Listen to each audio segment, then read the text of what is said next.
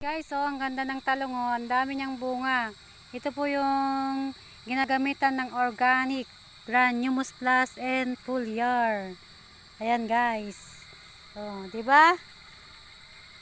Ang lulusog ng talong. Ayan po, ang ganda, oh. Ang ganda ng tanim. Oh. Oh, ayan, oh. Ayan.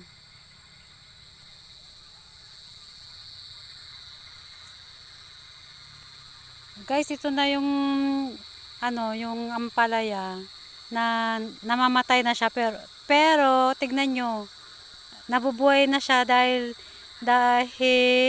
sa Granumus Plus and Foliar. Unti-unting umuusbong yung kanyang dahon, gumigreen na ulit siya, oh. O, diba, nabubuhay ulit siya.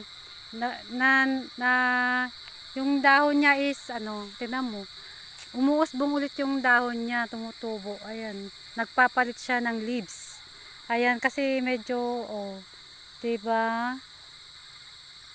Oh, ayan yung, umuusbong ulit yung bago niyang dahon dahil sa Granumus Plus and Foliar yan.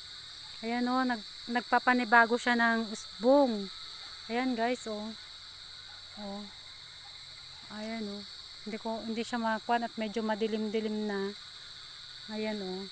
At yung bunga niya, oh, dumadami. Oh, yan. Oh. Ito yung farm sa Difun. At ito po, magtatanim pa sila ng iba't ibang klaseng gulay. Ayan, kung sa mga naghahanap po dyan ng mga ibebenta ng mga gulay, i-PM nyo po ako at sasamahan ko po kayo dito sa farm, sa Dipon. Ano po, fresh gulay from Dipon. Ayan. Ito po ito yung aming demo farm na mga gulay. Ayan po, ano. Ayan, hanggang doon sa dulo po, napakaluwang. Opa.